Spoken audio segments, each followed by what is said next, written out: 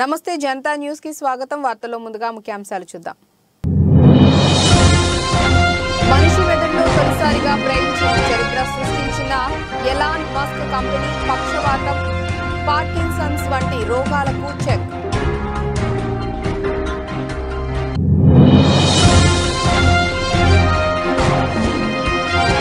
రామ మందిరం కళ నెరవేరింది. రాష్ట్రపతి ద్రౌపది ముర్ము.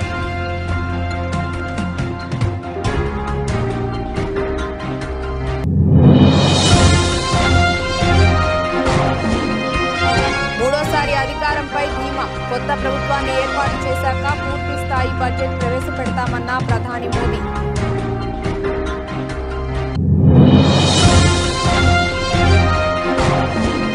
హస్తినకు AP CM Jagan. మోదీ, అమిత్ షాలతో పాటు కేంద్ర మంత్రులతో భేటీ.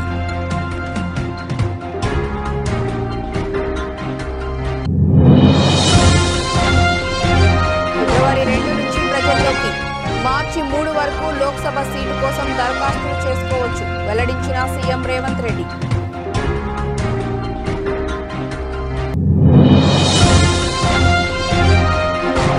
ఖేలో ఇండియా యూత్ గేమ్స్ లో తెలంగాణ పథకాల జోరు.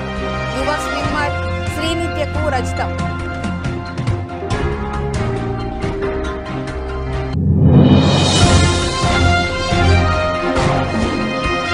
ఫ్యాన్స్ నన్ను ప్రశ్నించారు, ఇకపై ఎక్కువ గ్యాప్ తీసుకోను.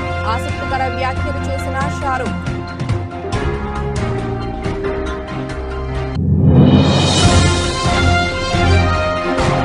మార్కెట్లో యూనియన్ బడ్జెట్ టెన్షన్. రాష్ట్రాల్లో ప్రారంభమైన సూచీలు.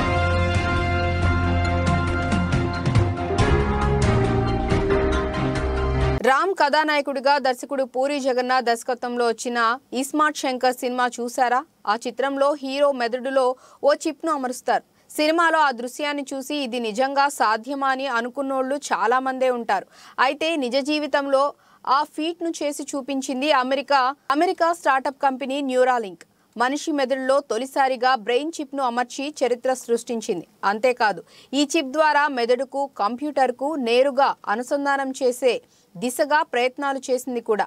ఈ మేరకు న్యూరాలింక్ వ్యవస్థాపకుడు, ఎక్స్ అధినేత, ప్రపంచ కుబేరుడు ఎలాన్ మస్క్ మంగళవారం వెల్లడించారు. మనిషి మెదడులో చిప్ ప్రవేశపెట్టాం, దీని ద్వారా న్యూరాన్ల కదలికలను గుర్తించామని ఆయన ట్వీట్ చేశారు. చిప్ అమర్చిన వ్యక్తి వేగంగా కోలుకుంటున్నట్లు, తొలి ఫలితాల్లో స్పష్టమైన న్యూరాన్ స్పైక్ డిటెక్షన్ను గుర్తించినట్లు పేర్కొన్నారు. ఈ చిప్కు N1 గా నామకరణం చేశారు. పార్లమెంట్ బడ్జెట్ సమావేశాల నేపథ్యంలో ఇవాళ కొత్త పార్లమెంట్ భవనంలో రాష్ట్రపతి ద్రౌపది ముర్ము ఉభయ సభలను ఉద్దేశించి ప్రసంగించారు. అయోధ్యలో రామాలయ నిర్మాణం కోసం కొన్ని దశాబ్దాలు ఎదురుచూశామని, రామ్లల్లా ఇప్పుడు భవ్య మందిరంలో కొలువుదీరినట్లు ఆమె పేర్కొన్నారు. కోట్లాది దేశ ప్రజల ఆశయం నెరవేరిందని అన్నారు. ఆ పండుగను దేశ ప్రజలు సంబరంగా జరుపుకుంటున్నట్లు ఆమె చెప్పారు. గతేడాది భారత్ ఎన్నో విజయాలను సాధించిందని అన్నారు. మేక్ ఇన్ ఇండియా, ఆత్మ నిర్భర్ భారత్ లాంటి స్కీమ్లు ఇండియాను మరింత బలోపేతం చేశాయని అన్నారు. అతిపెద్ద ఆర్థిక వ్యవస్థగా భారత్ చాలా వేగంగా ఎదిగిందని అన్నారు. ఇటీవల ప్రపంచం 2 భారీ యుద్ధాలను, కరోనా మహమ్మారిని చూసిందని అన్నారు. ప్రపంచవ్యాప్తంగా సంక్షోభ పరిస్థితి ఉన్న తమ ప్రభుత్వం ద్రవ్యోల్బణాన్ని అదుపులోనే ఉంచిందని అన్నారు. సాధారణ భారతీయులపై ప్రభావం పడకుండా ప్రభుత్వం చర్యలు తీసుకున్నట్లు ముర్ము తెలిపారు. యువశక్తి, మహిళా సాధికారత, రైతులు, పేదలపైనే భారత అభివృద్ధి ఆధారపడి ఉందని అన్నారు. గరీబీ హటావో అన్న నినాదాన్ని చిన్నప్పటి నుంచి వింటున్నామని, కానీ తొలిసారి విస్తారమైన స్థాయిలో పేదరిక నిర్మూలన జరిగిందని అన్నారు. జమ్మూ కాశ్మీర్లో 370 ఆర్టికల్ను రద్దు చేయటం చరిత్రే అన్నారు. ఎన్నో దశాబ్దాలుగా పెండింగ్లో ఉన్న అనేక పనులను గత 10 ఏళ్లలో జాతీయ ప్రయోజనాల కోసం పూర్తి చేశామని అన్నారు. भारत में हेरिटेज टूरिज्म को लेकर आकर्षित हो रही है। बीते एक वर्ष में 8.5 करोड़ लोग काशी गए हैं।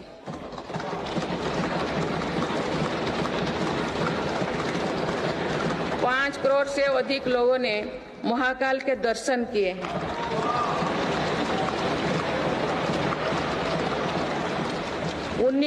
19 लाख से अधिक लोगों ने केदार धाम की यात्रा की है।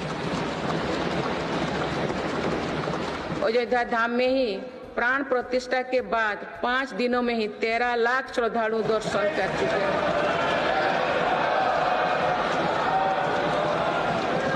పార్లమెంట్ బడ్జెట్ సమావేశాలు ప్రారంభమయ్యాయి. ఈ సందర్భంగా పార్లమెంట్ ఆవరణలో ప్రధాని నరేంద్ర మోదీ మీడియాతో మాట్లాడారు.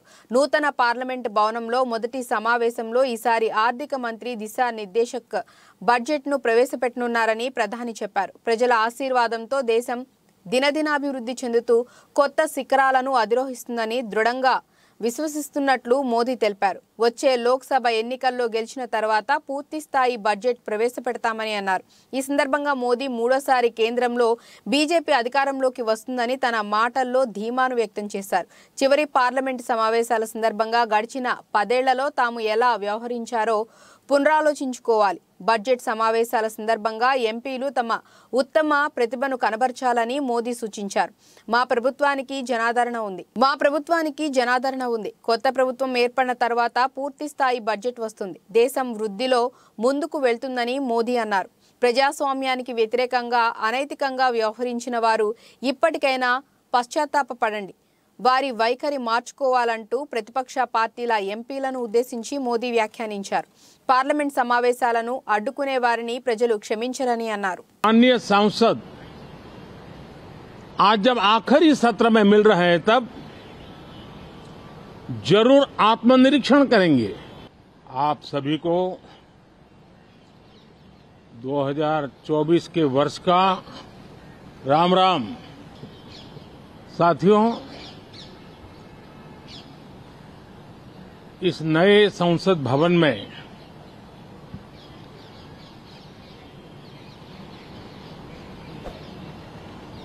जो पहला सत्र हुआ था उसके आखिर में इस संसद ने एक बहुत ही गरिमापूर्ण फैसला लिया था और वो फैसला था नारी शक्ति वंदन अधिनियम. और उसके बाद 26 जनवरी को भी हमने देखा किस प्रकार से देश ने कर्तव्य पथ पर नारी शक्ति के सामर्थ्य को, नारी शक्ति के शौर्य को, नारी शक्ति के संकल्प की शक्ति को अनुभव किया. ఏపీ సీఎం జగన్మోహన్ రెడ్డి ఇవాళ ఢిల్లీకి వెళ్లనున్నారు. కేబినెట్ సమావేశం అనంతరం గన్నవరం విమానాశ్రయం నుంచి ప్రత్యేక విమానంలో ఢిల్లీ పయనమవుతారు. రేపు కూడా సీఎం జగన్ ఢిల్లీలోనే ఉండే అవకాశం ఉంది. ఢిల్లీ పర్యటనలో భాగంగా ప్రధాని నరేంద్ర మోదీ, కేంద్ర హోంశాఖ మంత్రి అమిత్ షాతో పాటు పలువురు కేంద్ర మంత్రులను జగన్ కలవనున్నారు. ప్రత్యేక హోదా, పోలవరం ప్రాజెక్టుకు నిధులు, ప్యాకేజీ, కేంద్రం నుంచి రావాల్సిన రాయితీలను జగన్ కోరనున్నారు. ఇదే సందర్భంలో ఏపీలో తాజా రాజకీయ పరిణామాలపై కూడా మోదీ, అమిత్ షాలతో సీఎం జగన్ చర్చించనున్నట్లు తెలుస్తోంది. మరో 2-3 నెలల్లో అసెంబ్లీ, పార్లమెంట్ ఎన్నికలు జరగనున్న నేపథ్యంలో ప్రధాని మోదీ, అమిత్ షాలతో జగన్ భేటీ అవుతుండటం రాజకీయంగా ప్రాధాన్యత సంతరించుకుంది. సీఎం జగన్మోహన్ రెడ్డితో పాటు ఆర్థిక మంత్రి కూడా ఢిల్లీ వెళ్లనున్నారు. ప్రధానంగా అనేక ఆర్థిక పరమైన అంశాలకు సంబంధించిన నిధులు కేంద్రం వద్ద పెండింగ్ లో ఉన్న పరిస్థితి, ముఖ్యంగా పోలవరం ప్రాజెక్టులో చేసిన పనులకు సంబంధించిన నిధులు, వెనుకబడిన జిల్లాలకు ప్రత్యేక ప్యాకేజీ, ప్రత్యేక హోదాకు సంబంధించిన అంశం, ఇవన్నీ ఆర్థిక పరమైన అంశాలతో ముడిపడి ఉన్న నేపథ్యంలో ఆర్థిక మంత్రి, ఆర్థిక శాఖకు సంబంధించిన ముఖ్య కార్యదర్శులు కూడా ఢిల్లీ వెళ్లనున్నారు. ఇటీవల కాలంలో ఏపీ కాంగ్రెస్ అధ్యక్షురాలు వైఎస్ షర్మిల ప్రత్యేక హోదా, పోలవరం ప్రాజెక్టు విషయంపై కీలకంగా ప్రస్తావిస్తున్నారు. రాష్ట్ర, కేంద్ర ప్రభుత్వాలపై ఆమె విమర్శలు చేస్తున్నారు. ఈ క్రమంలో మోదీ, అమిత్ షా భేటీలో జగన్ ఈ అంశాలపై ప్రధానంగా ప్రస్తావిస్తారని తెలుస్తోంది. వచ్చే 60 రోజుల్లో లోక్సభ ఎన్నికలు జరిగే అవకాశం ఉందని, ఆ ఎన్నికల్లో మంచి ఫలితాల కోసం కృషి చేయాలని కాంగ్రెస్ శ్రేణులకు TPCC president CM Revanth Reddy పిలుపునిచ్చారు. మంగళవారం గాంధీ భవన్లో ప్రదేశ్ ఎలక్షన్ కమిటీ సమావేశం జరిగింది. ఈ సమావేశంలో కీలక అంశం తెరపైకి వచ్చింది. ఎన్నికల ముందు పార్టీ వీడిన వారు తిరిగి పార్టీలోకి రావొచ్చని, ఎలాంటి కండిషన్ లేకుండా రావాలని సమావేశంలో నిర్ణయించారు. అదేవిధంగా మెదక్ లోక్సభ నుంచి పోటీ చేసేందుకు అవకాశం ఇవ్వాలని జగ్గారెడ్డి పీఈసీని కోరినట్లు తెలిసింది. ఈ సమావేశం అనంతరం రేవంత్ రెడ్డి విలేకరుల సమావేశంలో మాట్లాడుతూ పలు అంశాలను ప్రస్తావించారు. లోక్సభ ఎన్నికల్లో అభ్యర్థులను నిర్ణయించే సర్వ అధికారాలను హైకమాండ్కి అప్పగిస్తూ ఏకగ్రీవ తీర్మానం చేసినట్లు రేవంత్ తెలిపారు. లోక్సభలో పోటీకి దరఖాస్తులను ఆహ్వానిస్తోందని, మార్చి 3వ తేదీ వరకు లోక్సభ సీటు కోసం దరఖాస్తులు చేసుకోవచ్చని రేవంత్ తెలిపారు. దరఖాస్తుల కోసం ప్రత్యేక కమిటీని వేయటం జరిగిందని తెలిపారు. జనరల్ స్థానాలకు దరఖాస్తు ఫీజు 50,000 కాగా ఎస్సీ ఎస్టీ వికలాంగులకు దరఖాస్తు ఫీజు 25,000గా నిర్ణయించినట్లు తెలిపారు. సభ్యులుగా నియమించడం జరిగింది. వారు కూడా తొందరలోనే రాష్ట్ర పర్యటనకు వచ్చి ఈ అప్లికేషన్లను అన్నిటిని కూడా క్రోడీకరించి సిఈసికి నివేదిక ఇవ్వడం జరుగుతుంది. ఫిబ్రవరి 15 నుంచి 20 లోపల సిఈసి సమావేశాలు జరిగి అందులో వీలైనంత మేరకు తెలంగాణ లోక్సభ ఎన్నికలకు సంబంధించిన అభ్యర్థులపై అధిష్టానం నిర్ణయం తీసుకునే అవకాశం ఉన్నది. అదేవిధంగా 17 పార్లమెంట్లకు సంబంధించి ప్రతి ఒక్క పార్లమెంటుకి ఒక ముఖ్యమైన నాయకుడిని లేదా రాష్ట్ర మంత్రిని ఇన్ఛార్జిగా నియమించినాం. వాళ్ళందరూ కూడా క్షేత్రస్థాయిలో పర్యటన చేసి శాసనసభ నియోజకవర్గాల వారీగా నియోజకవర్గ స్థాయి నాయకులను, జిల్లా స్థాయి నాయకులను, మండల స్థాయి నాయకులను, గ్రామ స్థాయి నాయకులను, అదేవిధంగా ప్రజా సంఘాలకు సంబంధించిన వాళ్ళు మొన్నటి శాసనసభ ఎన్నికలలో కాంగ్రెస్ పార్టీని గెలిపించడానికి కృషి చేసి ఈరోజు కాంగ్రెస్ అధికారంలోకి తెచ్చిన వాళ్ళందరితో కూడా చర్చలు చేసి వాళ్ళందరినీ సంప్రదించడమే కాకుండా దేశంలో ఇప్పుడు జరుగుతున్న పరిణామాలను దృష్టిలో పెట్టుకొని ప్రజాస్వామ్యమే పెను ప్రమాదంలో పడుతున్నది, విచ్ఛిన్నకర శక్తులు దేశాన్ని విభజించి పాలించాలనుకుంటున్న విషయాన్ని కూడా ప్రజలకు వివరించి దీనికి సంబంధించి కూడా ప్రజల్ని అప్రమత్తం చేసి కాంగ్రెస్ పార్టీ మల్లికార్జున్ ఖర్గే గారి అధ్యక్షతన శ్రీమతి సోనియా గాంధీ, శ్రీ రాహుల్ గాంధీ గారి నేతృత్వంలో ఈ దేశంలో ప్రభుత్వం ఏర్పడినప్పుడే ప్రజలకు రక్షణ ఇవ్వడం జరుగుతుంది, ప్రజాస్వామ్యాన్ని కాపాడడం జరుగుతుంది, ప్రజారంజకమైన పరిపాలన అందించడానికి అవకాశం ఉంటుంది. పేదలకు సంక్షేమ పాలన అందించటమే సీఎం జగన్ విజన్. కౌరవ సైన్యాన్ని జయించేందుకు సీఎం జగన్ సిద్ధంగా ఉన్నారు. చంద్రబాబుకి ఉంది విజన్ కాదు, ఆయన ఒళ్లంతా విషమే. మేం సిద్ధమంటుంటే చంద్రబాబు, పవన్ కళ్యాణ్ కూడా సిద్ధమనటం హాస్యాస్పదంగా ఉంది. ఎక్కడి నుంచి పోటీ చేస్తారో కూడా తెలియదు. వాళ్ళు సిద్ధమంటుంటే నవ్వొస్తుంది. పవన్ కళ్యాణ్ సిద్ధమంటున్నారు. దేనికి సిద్ధం? చంద్రబాబు పల్లకి మోసేందుకు సిద్ధమా? చంద్రబాబు విసిరే ముష్టి కోసం సిద్ధమా? ఓడిపోయి పారిపోయేందుకు సిద్ధమా? 2024 ఎన్నికల తర్వాత పారిపోయేందుకు చంద్రబాబు, లోకేష్, పవన్ వారి మద్దతుదారులు సిద్ధం. అంబటి రాంబాబు. ఇవాళ జగన్మోహన్ రెడ్డి గారు భీమిలిలో బహిరంగ సభ పెట్టారు. సిద్ధం అని పెట్టారు. మేము ఎన్నికలకు సిద్ధం, సర్వం సిద్ధం చేసుకున్నాం. మా 175 మంది అభ్యర్థులు సిద్ధం, 25 మంది పార్లమెంటు సభ్యులు సిద్ధం. మేము సిద్ధంగా ఉన్నాము, ప్రజలకు మేలు చేశాము, రాబోయే ఎన్నికలకు అడుగులు వేస్తున్నాము, మేము సిద్ధంగా ఉన్నాము అని చెబుతుంటే పవన్ కళ్యాణ్ గారు ఆయన కూడా సిద్ధం అంటున్నాడు. దేనికయ్యా సిద్ధం? మీరు నాకు అర్థం కాలేదు. మీ ఇద్దరు కలిసి కూర్చుని మాట్లాడుకుని సీట్లే అనౌన్స్ చేయలేనటువంటి దౌర్భాగ్యమైన పరిస్థితిలో ఉన్నారో, డ్రామా ఆడుతున్నారో తెలియదు మీకు. పవన్ కళ్యాణ్ గారు ఎక్కడ నిలబడతాడో తెలియదు, అనౌన్స్ చేయరు. చంద్రబాబు నాయుడు గారు 1 నిలబడతాడో 2 నిలబడతాడో తెలియదు. వీళ్ళు సిద్ధం అంట. దేనికయ్యా మీరు సిద్ధం? ఒకదానికి మాత్రం మీరందరూ సిద్ధం. ఎన్నికలు అయిపోయిన తర్వాత తట్ట బొట్ట సర్దుకొని హైదరాబాదు నివాసానికి చేరడానికి అందరూ సిద్ధంగా ఉన్నారు. చంద్రబాబు నాయుడు గారు, పవన్ కళ్యాణ్ గారు, లోకేష్ గారు సిద్ధంగా ఉన్నారు. మూటాముల్య ప్రైవేట్ కళాశాల కంటే ప్రభుత్వ కళాశాలల్లోనే నాణ్యమైన విద్య లభిస్తుందని, అనుభవజ్ఞులైన అధ్యాపకులు ఉంటారని, అందుకే ప్రతి ఒక్కరూ ప్రభుత్వ కాలేజీల్లోనే చదివించాలని, అందుకు అధ్యాపకులు విస్తృత ప్రచారం చేపట్టాలని పరకాల ఎమ్మెల్యే రేవూరి ప్రకాష్ రెడ్డి అన్నారు. మంగళవారం పరకాల ప్రభుత్వ డిగ్రీ కళాశాల గోడ పోస్టర్లు, కరపత్రాలను కళాశాల అధ్యాపకులతో కలిసి పరకాల పట్టణంలోని ఎమ్మెల్యే క్యాంపు కార్యాలయంలో ఎమ్మెల్యే రేవూరి ప్రకాష్ రెడ్డి ఆవిష్కరించారు. అనంతరం ఎమ్మెల్యే రేవూరి ప్రకాష్ రెడ్డి మాట్లాడుతూ ప్రభుత్వ డిగ్రీ కళాశాలను కాపాడుకోవాల్సిన బాధ్యత ప్రతి ఒక్కరిపై ఉందని, తల్లిదండ్రులు విద్యార్థులకు ప్రభుత్వ కళాశాల పట్ల అవగాహన పెంచి నమ్మకాన్ని కలిగించాలని అన్నారు.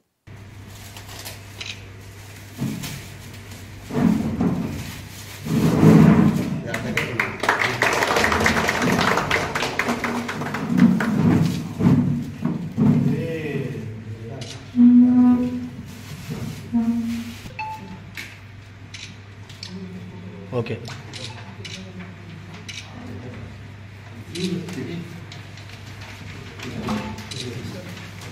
ఒకసారి బాబు ఫోన్ చేయ ఒకసారి ఏడాకి వచ్చింది బాబు ఫోన్ చేయ ఒకసారి ఏడాకి వచ్చింది పర్లేదు ఒకసారి ఏడాకి వచ్చింది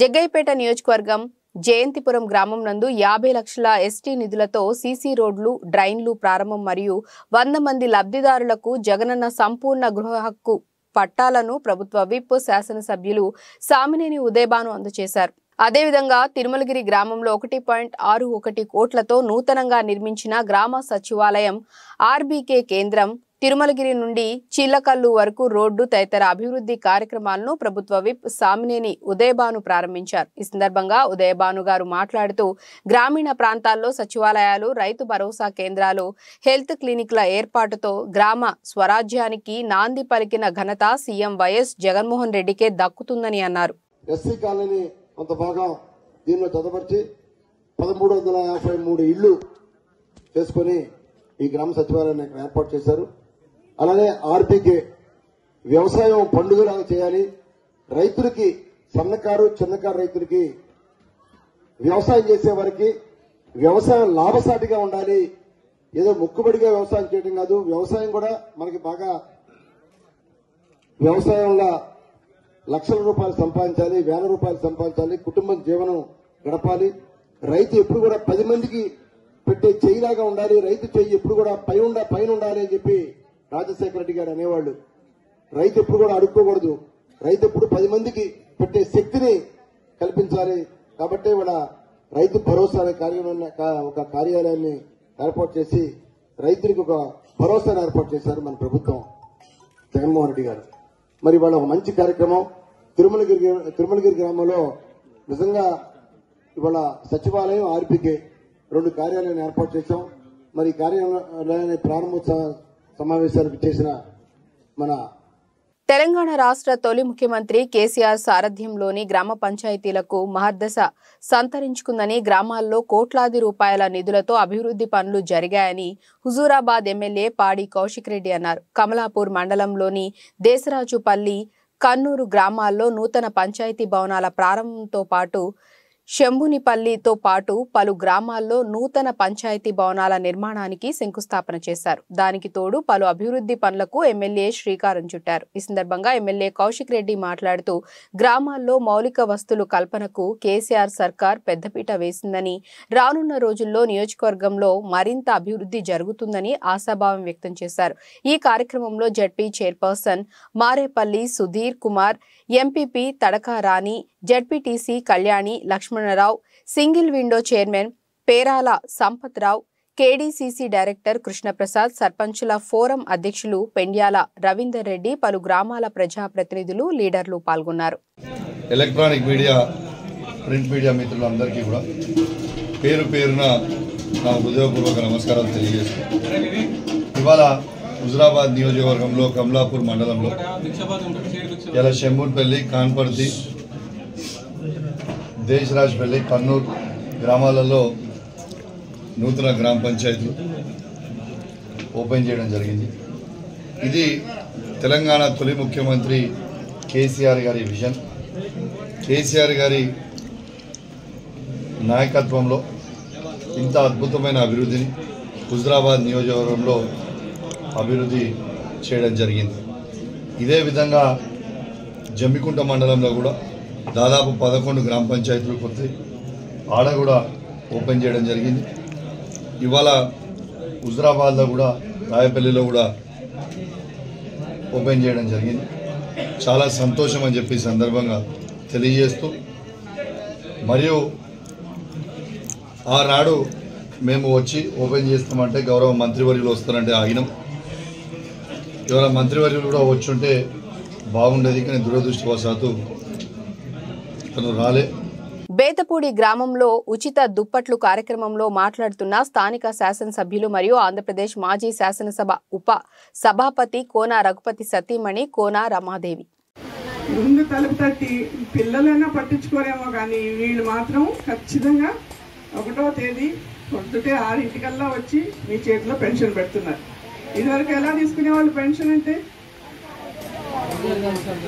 తప్పకుండా మీరు మార్పులన్నీ గుర్తు పెట్టుకోవాలి, ఎప్పటికప్పుడు మర్చిపోకండి. ఇంత మంచి మార్పులు పాజిటివ్ వేలో వెళ్ళడం అన్నది, ఇంత జనాభా ఉన్న మన దేశంలో మన రాష్ట్రం చేసి చూపించడం అన్నది చాలా కష్టమైన విషయం. ఎంతో మంది శ్రమ పడితే కానీ మనకు ఇవన్నీ అందట్లేదు ఫలాలు. ఇవన్నీ గుర్తుపెట్టుకోండి. ఇటువంటి మంచి వ్యక్తుల్ని మళ్ళీ మళ్ళీ మనం ఎన్నుకోవాలి. రేపు పొద్దున ఈ గవర్నమెంట్ మారిందంటే, వేరేది వచ్చిందంటే మనకి ఇవేవి అందం.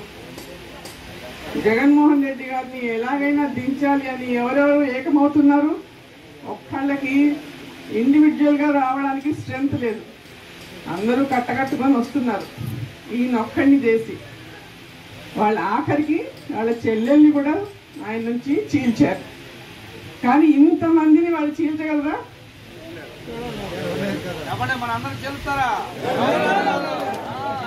మీరెవరిని మిమ్మల్ని అందరినీ ముట్టే ధైర్యం వాళ్ళకి లేదు. తప్పకుండా గెలుపు మనదే, టికెట్ మనదే. గెలిచి మళ్ళీ రఘుపతి గారిని మళ్ళీ ఎమ్మెల్యే చేసుకున్నాం, ముఖ్యమంత్రి గారికి మనం గిఫ్ట్ ఇస్తాం. Thank you. టీడీపీ అధినేత చంద్రబాబు అరెస్టు సమయంలో మనస్తాపంతో చనిపోయిన కార్యకర్తల కుటుంబాలకు భరోసానిచ్చేందుకు నిజం గెలవాలి పేరుతో నారా భువనేశ్వరి చేపట్టిన కార్యక్రమంలో భాగంగా 4 రోజుల పాటు బాపట్ల, ఒంగోలు, నెల్లూరు జిల్లాలలో పర్యటిస్తున్న నేపథ్యంలో హైదరాబాద్ నుంచి గన్నవరం విమానాశ్రయానికి చేరుకున్న నారా భువనేశ్వరికి శాలువాతో సత్కరించి ఘన స్వాగతం పలికిన తెలుగు మహిళా రాష్ట్ర ప్రధాన కార్యదర్శి మాల్పురి సాయి కళ్యాణి. ఈ నెల 28న హైదరాబాద్లోని సరూర్ నగర్ ఇండోర్ స్టేడియంలో జరిగిన 2వ ఇంటర్నేషనల్ మార్షల్ ఆర్ట్స్ కరాటే పోటీల్లో మెదక్ జిల్లా నార్సింగ్ మండలానికి చెందిన ప్రణతి, గీతిక, శరణ్య ముగ్గురు విద్యార్థులు మొదటి స్థానంలో నిలవటంతో వారికి గోల్డ్ మెడల్ తో పాటు ప్రశంసా పత్రాన్ని అందజేశారు. మొదటి స్థానంలో నిలిచి గోల్డ్ మెడల్ సాధించిన విద్యార్థులకు karate coach master Sampath, grand master Hariprasad, chief guest cine hero Suman అభినందించారు. విషయం తెలుసుకున్న నార్సింగ్ జెడ్పీటీసీ బాణాపురం కృష్ణారెడ్డి నేడు పాఠశాలలో సమావేశం ఏర్పాటు చేసి విద్యార్థులను అభినందించారు. జెడ్పీహెచ్ఎస్ స్కూల్ విద్యార్థినులకు సెకండ్ ఇంటర్నేషనల్ కరాటే పోటీలలో బంగారు బహుమతి బంగారు మెడల్స్ వచ్చినందుకు వారిని ప్రత్యేకంగా అభినందిస్తూ, అదే కాకుండా నార్సింగ్ జెడ్పీహెచ్ఎస్ స్కూల్లో విద్యార్థులు కూడా 91% ఉత్తీర్ణత ఉన్నందుకు అటు విద్యార్థులను కానీ ఇటు ఉపాధ్యాయులను అందరినీ కానీ ప్రత్యేకంగా అభినందిస్తూ, ఇదే మరి కొంత ఉత్సాహంతో మరి ముందుకు వచ్చి కరాటే క్లాసులలో కానీ, గేమ్స్లలో కానీ, ఎడ్యుకేషన్లో కానీ ముందుండి ఇంకా మంచి విజయాలు అందుకోవాలని కోరుకుంటూ ఈ అవకాశం ఇచ్చిన మీ అందరికీ ప్రత్యేక. చెన్నై వేదికగా జరుగుతున్న ఖేలో ఇండియా యూత్ గేమ్స్ లో తెలంగాణ పతక జోరు దిగ్విజయంగా కొనసాగుతోంది. మంగళవారం జరిగిన మహిళల 200 మీటర్ల బ్యాక్ స్ట్రోక్ ఫైనల్లో యువ స్విమ్మర్ శ్రీనిత్య సాగి 2 గంటల 25 నిమిషాల 83 సెకండ్ల టైమింగ్ తో రజత పతకం సొంతం చేసుకుంది. ఇదే విభాగంలో పాలక్, అసుతోష్, నైసా వరుసగా స్వర్ణ, కాంస్య పతకాలు కైవసం చేసుకున్నారు. బాలీవుడ్ బాద్షా షారూక్ ఖాన్ కొన్నాళ్ల క్రితం వరుస ఫ్లాప్లు చూసి సినిమాలకు గ్యాప్ ఇచ్చారు. అంతా షారూక్ పని అయిపోయిందని అనుకున్నారు. కానీ గత సంవత్సరం పఠాన్, జవాన్ సినిమాలతో బ్యాక్ టు బ్యాక్ 1000 కోట్ల హిట్ సినిమాలు ఇచ్చి డంకీ సినిమాతో ఓ ఎమోషనల్ సినిమాని కూడా ఇచ్చాడు. ఒక్క సంవత్సరంలోనే 3 సినిమాలతో గ్రాండ్ కంబ్యాక్ ఇచ్చి తన పని అయిపోయింది అన్న వాళ్ళ అందరికీ సినిమాలతోనే సమాధానం చెప్పాడు. అయితే షారూఖ్ ఖాన్ 2016 నుంచి వరుస సినిమాలు ఫ్లాప్స్ చూశాడు. తర్వాత 2018 నుంచి ఏకంగా 5 ఏళ్లు గ్యాప్ తీసుకొని గత సంవత్సరమే థియేటర్స్లో సందడి చేశాడు. షారూఖ్ తన కెరీర్లో ఇంత లాంగ్ గ్యాప్ ఎప్పుడూ తీసుకోలేదు. దీనిపై అభిమానులు కూడా నిరాశ చెందారు. తాజాగా ఓ ఈవెంట్లో పాల్గొన్న షారూఖ్ దీనిపై స్పందించాడు. షారూఖ్ ఖాన్ మాట్లాడుతూ, నేను ఆల్మోస్ట్ 33 ఏళ్లుగా ఆడియన్స్ని ఎంటర్టైన్ చేస్తున్నాను. ఇటీవల చాలా రోజులు నేను సినిమాలకు గ్యాప్ ఇచ్చాను. నేను మళ్ళీ సినిమాలు చేస్తానో లేదో అని కూడా అభిమానులు భయపడ్డారు. నేను చేస్తున్న సినిమాలు వరుసగా ప్రేక్షకులని మెప్పించలేకపోవటంతో నేను సరిగ్గా కథలు ఎంచుకోవట్లేదేమో, సరైన సినిమాలు చేయట్లేదేమో అని సందేహం వచ్చింది. అందుకే కొంచెం గ్యాప్ తీసుకొని మంచి సినిమాలు చేద్దామనుకున్నాను. ఆ గ్యాప్ తర్వాత పఠాన్, జవాన్ లాంటి సినిమాలతో వచ్చాను. నా సినిమాలతోనే కాక పర్సనల్గా కూడా ప్రేక్షకులు, అభిమానులు నన్ను వారి హృదయానికి దగ్గరగా తీసుకున్నారు. చాలా మంది అభిమానులు నన్ను ప్రశ్నించారు, 4 ఏళ్లు గ్యాప్ ఎందుకు తీసుకున్నారు? సినిమాకి 2 నుంచి 4 నెలల గ్యాప్ చాలు అని చెప్పారు. Also been made to understand there are lots of you here who haven't seen my work and I feel really sad for you.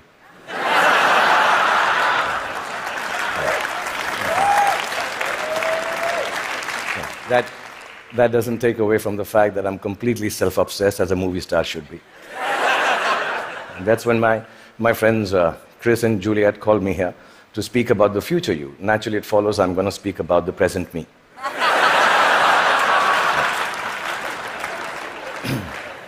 Because I truly believe that humanity is a lot like me. It is. It's an aging movie star. Grappling with all the newness around itself, wondering whether it got it right in the first place, and still trying to find a way to keep on shining regardless. I was born in a refugee colony in the capital city of India, New Delhi. And my father was a freedom fighter. My mother was, well, just a fighter like mothers are. ఉదయం 9:18 సమయంలో bench mark సూచీ Sensex 185 పాయింట్ల నష్టంతో trending కొనసాగిస్తుండగా మరో సూచీ Nifty 50 పాయింట్ల మేర నష్టంతో ముందుకు సాగుతోంది. ఇదే క్రమంలో నిఫ్టీ బ్యాంక్ సూచీ 210 పాయింట్ల నష్టంతో కొనసాగుతున్నాయి. అయితే ఈ క్రమంలో నిఫ్టీ మిడ్ క్యాప్ సూచీ మాత్రం 64 పాయింట్ల మేర లాభంతో ముందుకు సాగుతోంది. ఇదే క్రమంలో ప్రధానంగా అమెరికా మార్కెట్లు సైతం నష్టాల్లో తమ ప్రయాణాన్ని ముగించడం, రానున్న ఫెడ్ మీటింగ్, మధ్యంతర బడ్జెట్ దేశీయ పెట్టుబడిదారులను అప్రమత్తం చేశాయి. ఈ క్రమంలో టీసీఎస్, వోల్టాస్, ఎల్టీ కంపెనీల షేర్లు ప్రధానంగా ఫోకస్లో కొనసాగుతున్నాయి. వార్తలు ముగించే ముందు ముఖ్యాంశాలు మరోసారి. మనిషి మెదడులో తొలిసారిగా బ్రెయిన్ చిప్ చరిత్ర సృష్టించిన ఎలాన్ మస్క్ కంపెనీ పక్షవాతం, పార్కిన్సన్స్ వంటి రోగాలకు చెక్.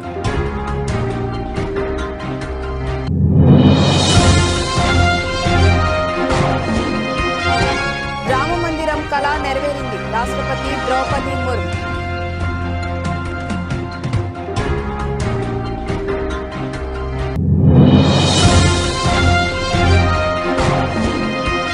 మూడోసారి అధికారంపై ధీమా. కొత్త ప్రభుత్వాన్ని ఏర్పాటు చేశాక పూర్తి స్థాయి బడ్జెట్ ప్రవేశపెడతామన్న ప్రధాని మోదీ.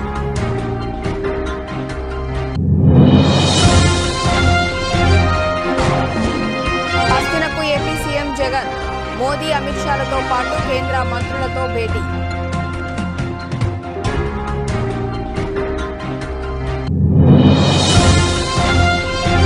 ఫిబ్రవరి 2 నుంచి ప్రజల్లోకి. మార్చి 3 వరకు లోక్సభ సీటు కోసం దరఖాస్తులు చేసుకోవచ్చు, వెల్లడించిన సీఎం రేవంత్ రెడ్డి.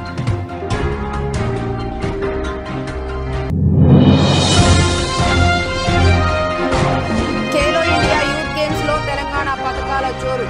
యువ స్విమ్మర్ శ్రీనిత్యకు రజతం.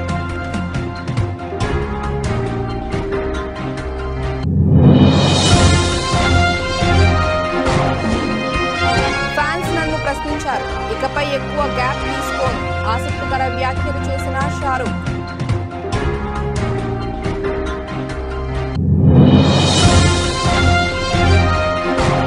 మార్కెట్లో యూనియన్ బడ్జెట్ టెన్షన్. నష్టాల్లో ప్రారంభమైన సూచీలు.